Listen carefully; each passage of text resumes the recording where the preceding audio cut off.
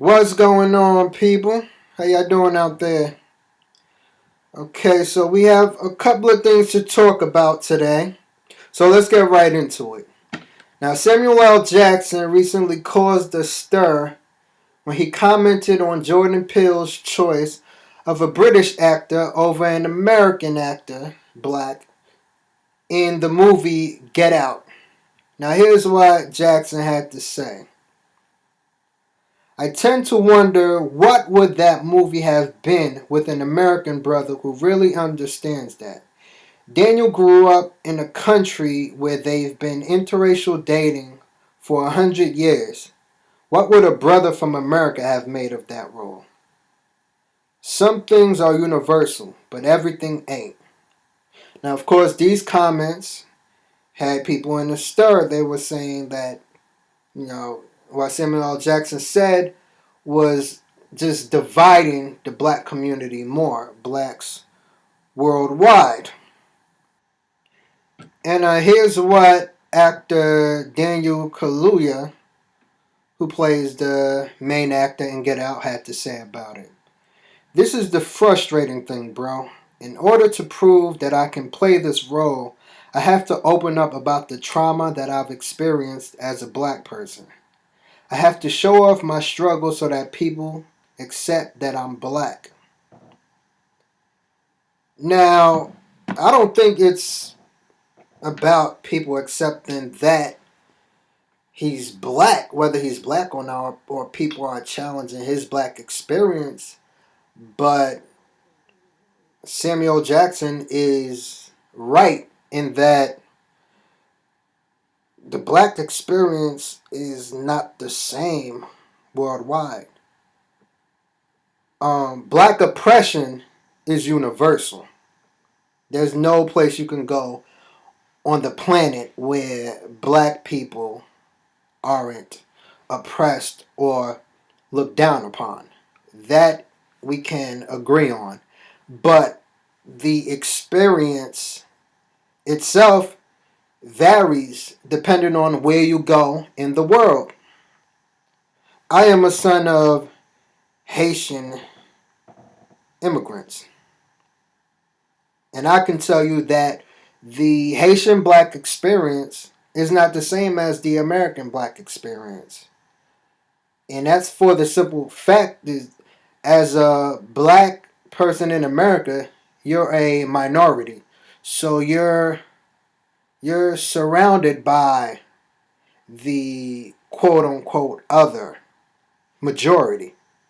Whereas in Haiti, you're the black majority. So you don't really see the other as much on an everyday basis. America is a relatively young country, and if you ask most black people, they'll tell you that America was built off of the backs of black people, and black people have never been compensated or even been treated equally. You can't. How many other countries can you say that about where the black people are the minority and they feel like they have such a huge claim to ownership of the land? There is no American history before slavery, before black people in I would say popular history. The things that we know of that are easily presented to us. Black people are there. In that sense, I would say that the black experience is completely unique. And a lot of times, it takes some education to really, or experience to really understand the black experience.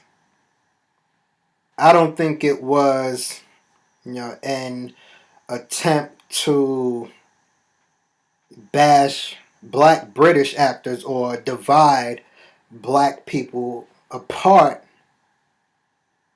but more so a condemnation of Hollywood. It seems like Hollywood, might be trying to create a standard of what the model black person will be. The proper black British actor. That's more so what Samuel L. Jackson was getting at, which he probably should have just said right off the bat.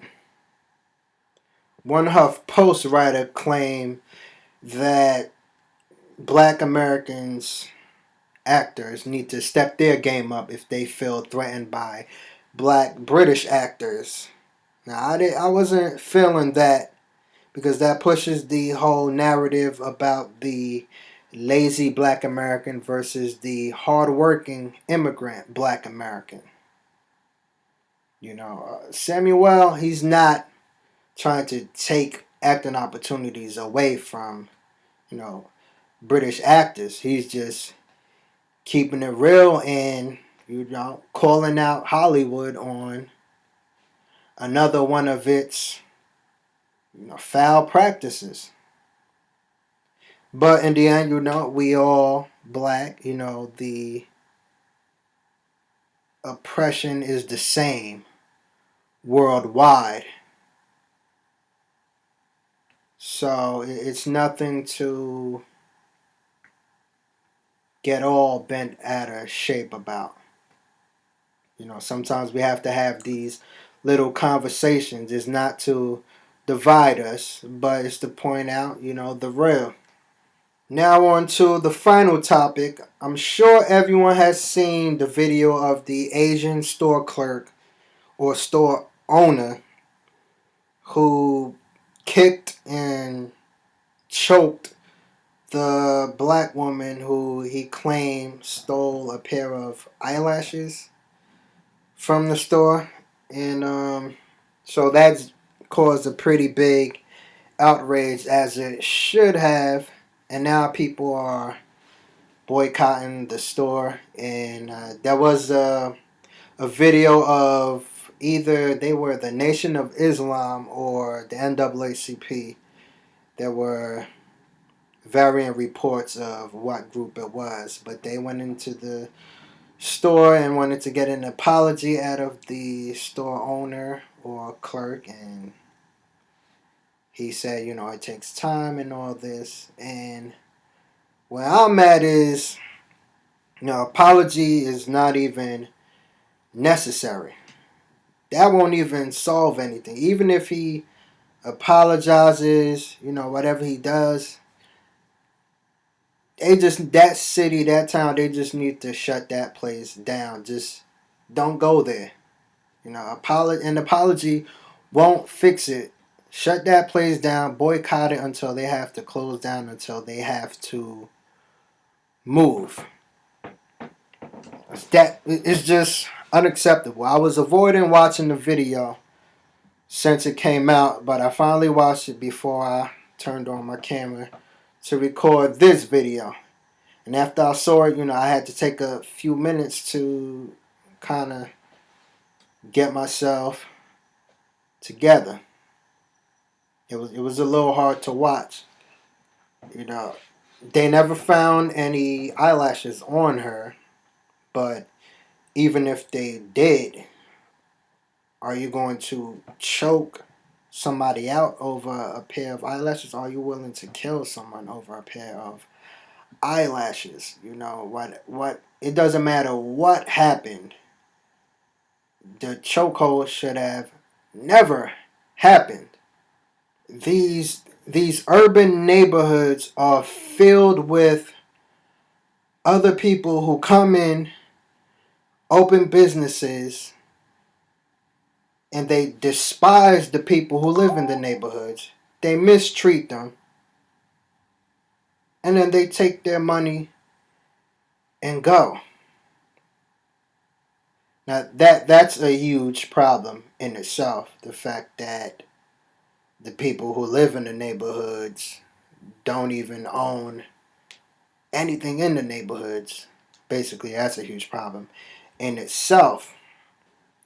If people want to open businesses in your neighborhood, at the very least, they have to respect you. That's just it. And if they can't do that, put them out. Boycott them. Build your own businesses. Of course, that's easier said than done, but they have to respect the neighborhood where they're conducting business. This is not a take and go. See, me, I will give my money to a faceless corporation before I give my money to a face that's going to disrespect me. It reminds me of that classic scene in Don't Be a Menace when Loke Dog and Ashtray went to the convenience store. And as soon as they walked in, the owner was following them around, checking on them, being nasty to them. But as soon as Ashtray pulled out a wad of cash, all of the mean faces, all of the nastiness turned to smiles because they knew they were about to get money from him. But right after he finished paying, they switched back up again. That's that classic hurry up and buy scene.